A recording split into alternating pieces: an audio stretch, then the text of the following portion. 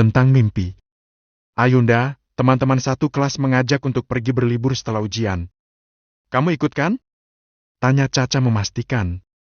Keduanya kini duduk di salah satu kursi kantin, sembari menunggu bel masuk untuk melaksanakan ujian kedua. Apakah wajib? Tanya Ayunda yang memang tak tahu, sebab pengumuman ini masih dalam rundingan wali kelas para kepala sekolah. Dan belum resmi, alias tersebar dari mulut ke mulut. Entahlah, ini belum diumumkan secara resmi. Tapi kalau mang jadi liburan, kamu ikutkan Ayunda? Kalau nggak ada kamu, maka aku juga nggak mau ikut. Putus Caca yang membuat Ayunda tersenyum sembari menggelengkan kepalanya pelan. Astagfirullah Ca, jangan bergantung padaku ya. Kalau ingin ikut liburan, ya liburan saja. Aku masih harus meminta izin ayah bunda dulu, baru bisa tahu akan berangkat atau tidak. Ujar Ayunda. Ia senang Caca begitu menyayanginya, namun tak ingin sahabatnya itu tak memiliki pendirian. Ya habisnya aku nggak tahu akan sama siapa lagi kalau bukan kamu.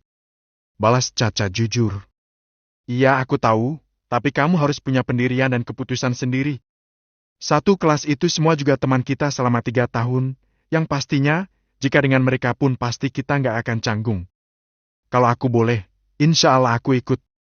Tapi aku tak janji, Ca. Caca mengangguk antusias. Sebenarnya ia juga sangat dekat dengan beberapa teman di kelasnya, dan juga saling mengenal, dan lumayan akrab dengan semua orang di kelasnya.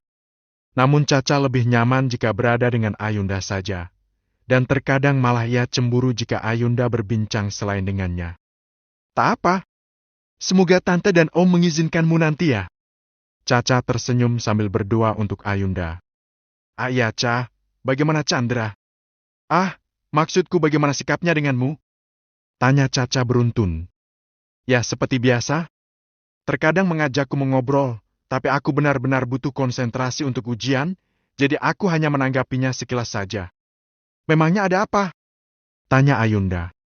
Sebenarnya ia berharap sesuatu di dalam hatinya, yang Ayunda tak mau mengakuinya bahkan pada diri sendiri.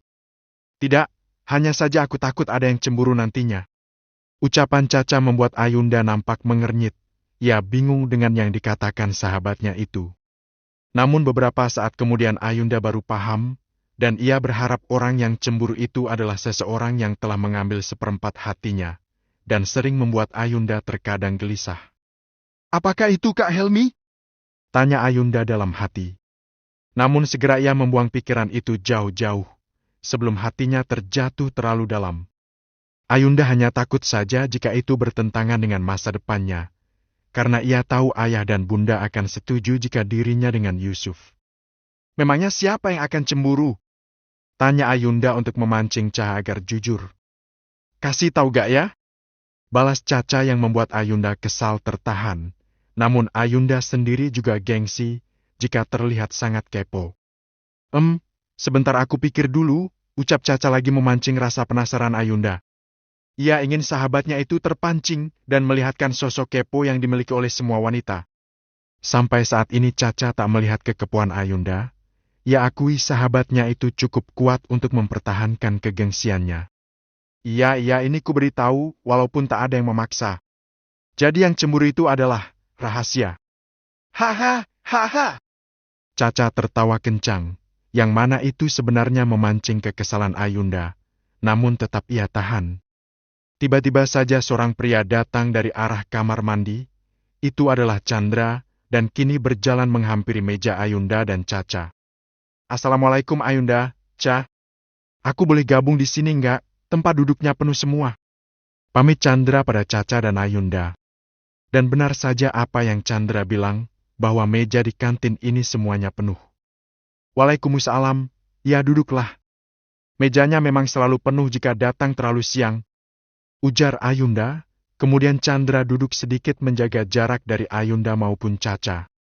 Chandra tahu, meskipun Ayunda welcome dengan semua orang, namun tetap menjaga batasnya.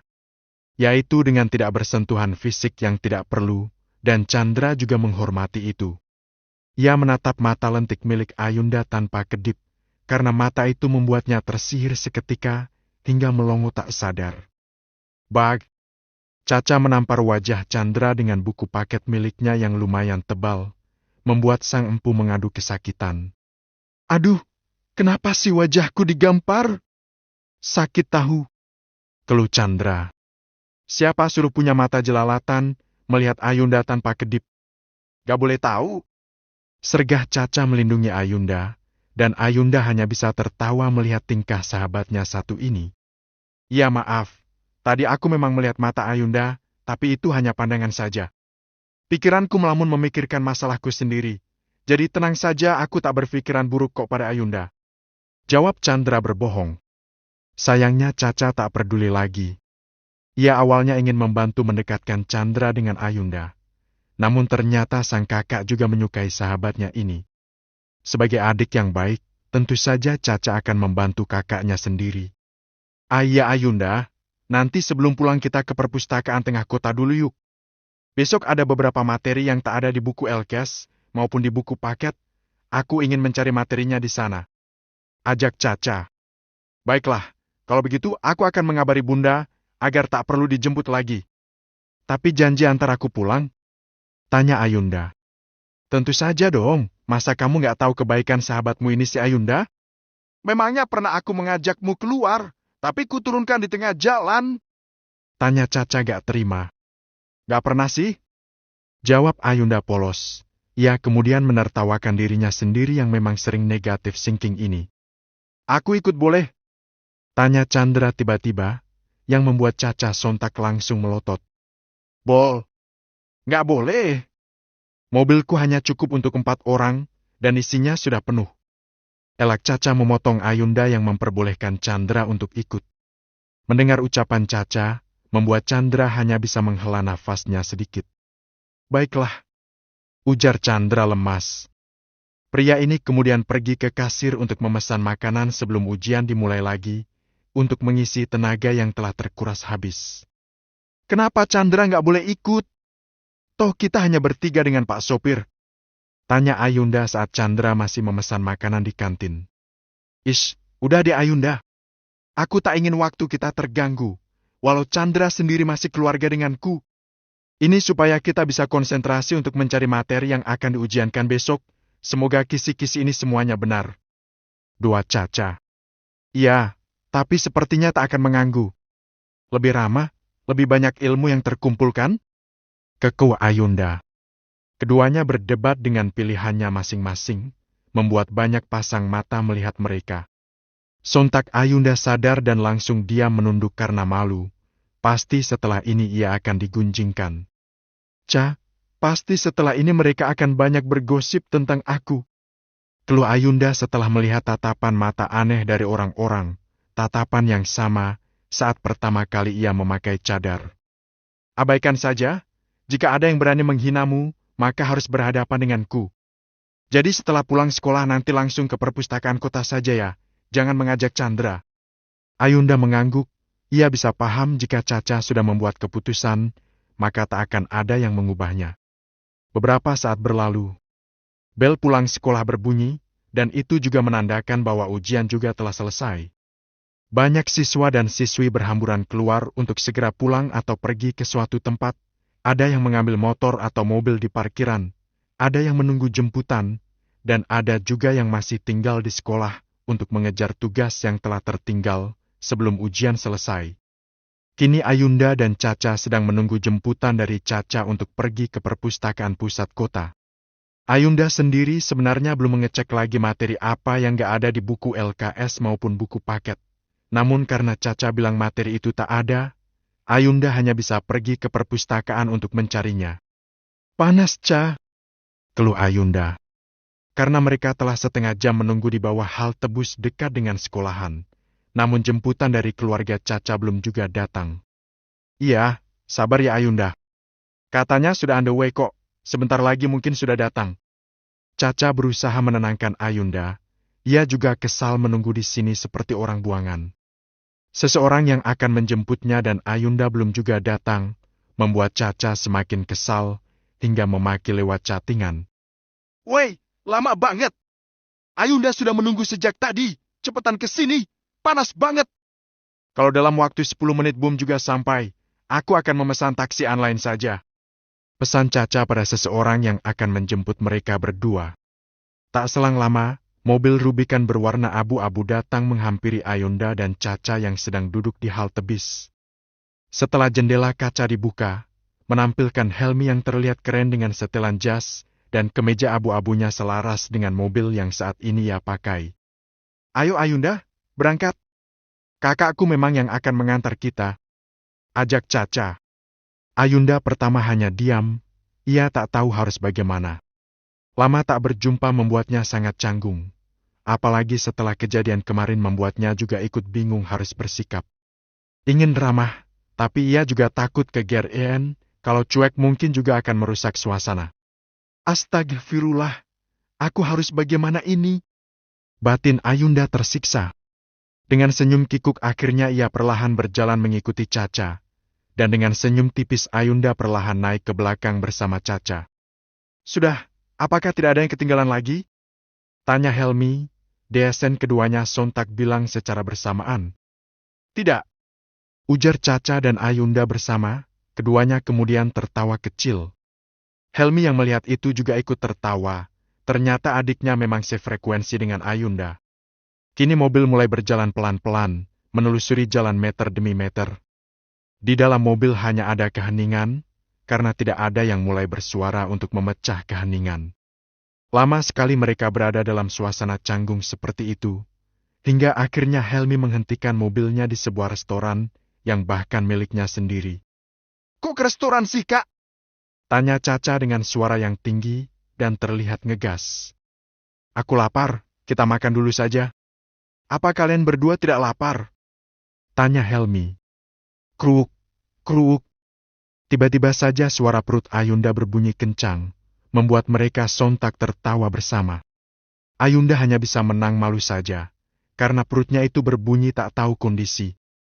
Ayunda memang merasa sangat lapar, karena saat di kantin tadi dirinya hanya membeli sebab dan air putih saja. Bukan karena tak punya uang, melainkan memang tak nafsu makan. Astagfirullah Ayunda, kenapa kamu terlihat mempermalukan diri sendiri? Gumam Ayunda kesal. Kalau bilang malu, Ayunda pasti sangat malu. Tak masalah jika hanya Caca yang mendengarnya, namun ada Helmi di sini yang membuat Ayunda semakin malu dan takut laki-laki itu merasa ilfeel padanya. Sudah tak apa-apa Ayunda, itu manusiawi kok. Ayo semuanya turun, kita makan sejenak. Ajak Helmi. Ketiganya pun turun dari mobil Rubicon itu, mereka berjalan pelan menuju restoran yang nampak mewah dan sangat estetik untuk anak muda. Bisa juga dibilang cafe. Ayunda dan Caca terpana melihat ini, mereka baru pertama kali menemui restoran di sini. Selama hidup dalam 17 tahun tak ada yang tahu tempat indah ini, dan keduanya tak menyesal Helmi mengajak mereka kemari. Ayo ke kasir dulu, pesan menu. Lihat-lihatnya nanti saja ya. Ucap Helmi sambil menahan tawa melihat tingkah lucu dua perempuan yang sangat ia banggai. Akhirnya mereka datang ke kasir untuk memesan beberapa makanan dan juga minuman. Semua biaya ditanggung oleh Helmi, karena saat Ayunda memberikan ATM-nya, langsung ditolak oleh Helmi. Ayunda tersenyum karena itu, mereka kemudian duduk di salah satu kursi lantai 2 dan outdoor. Suasana indah dan tenang membuat keduanya terpana. Mereka mengabadikan momen itu, sembari memfoto segala isi dari restoran. Masya Allah, indah sekali restoran ini. Gumam Ayunda kecil, namun masih bisa didengar jelas oleh Caca dan Helmi. Membuat adik kakak itu juga sontak tersenyum. Kakak menemukan restoran indah ini dari mana? Selama ini sering aku lewat, tapi tak tahu jika ada restoran sebagus ini. Ujar Caca yang membuat Helmi tertawa. Ini restoran milik temanku, dan aku punya saham 25% di sini. Lihat di sana, ada ayunan indah dan banyak spot foto bagus lainnya. Jika kalian ingin berfoto-foto tak apa, aku akan menunggu di sini. Ucap Helmi. Ia tahu jika perempuan biasanya suka mengabadikan momen-momen indah, maka dari itu Helmi menawari. Saat Caca hendak berdiri dan mengajak Ayunda untuk berfoto-foto ria, gadis itu menggeleng menolak penawaran Caca. Kenapa nggak mau? Tanya Caca heran. Banyak orang, sudah di sini saja. Kita belum ke perpustakaan pusat kota, nanti takut kemalaman. Caca akhirnya paham dan mengangguk, ia pun kembali duduk. Beberapa saat suasana kembali hening lagi, dan tidak ada yang bersuara untuk memecah keheningan ini. "Iya Ayunda, bagaimana kabarmu?" tanya Helmi tiba-tiba, yang membuat keduanya sempat bertatapan mata sebentar. Alhamdulillah aku baik," ujar Ayunda singkat, ia masih takut untuk menjawab. "Syukurlah," gumam Helmi lagi. Melihat adegan ini Caca pamit sebentar untuk ke kamar mandi sekalian memberi ruang pada mereka untuk mengobrol sebentar. "Aku mau ke toilet dulu, kalian di sini saja." "Pai." Caca pergi setelah mengatakan itu. "Alhamdulillah semuanya lancar. Budawai terima kasih untuk traktiran hari ini," ujar Ayunda, dan Helmi mengangguk tersenyum lebar mendengar hal-hal yang paling ingin didengar dari Ayunda selama ini. "Sama-sama. Apa kau suka tempat ini?" tanya Helmi lagi. "Ya, aku menyukainya tempat ini," ujar Ayunda. Helmi tersenyum senang. Ia melihat cadar indah berwarna putih tulang yang dipakai Ayunda.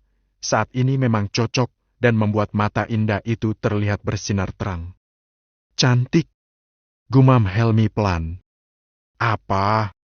tanya Ayunda memastikan, walau sebenarnya ia tahu pria di depannya ingin mengatakan hal apa. Tidak ada. Aku hanya cukup takjub melihat restoran indah ini yang memang baru dibangun 3 bulan lalu. Ternyata cukup ramai," ujar Helmi. "Ya, restoran ini juga sangat bagus." "Ayunda, bagaimana kabar Yusuf?"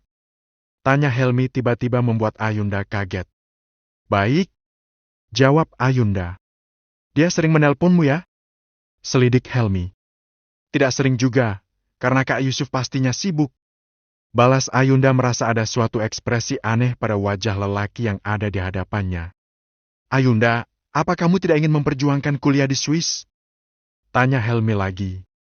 "Aku tahu itu sudah tidak akan mungkin, terlebih lagi kedua orang tuaku takkan melepaskan aku begitu saja," keluh Ayunda. "Aku baru kali ini melihat kamu pasrah dan menyerah," gumam Helmi. "Aku sedih, tapi aku bingung harus bagaimana," balas Ayunda resah. "Tidaklah kamu ingin mencobanya? Siapa tahu kedua orang tuamu mengizinkan?" bujuk Helmi. Tiba-tiba Caca sayang membuat percakapan antara Ayunda dan Helmi terputus. Sesungguhnya Helmi tengah mempersiapkan membuka usaha baru di Swiss. Entah kenapa dia berharap Ayunda juga bisa menggapai mimpinya di sana.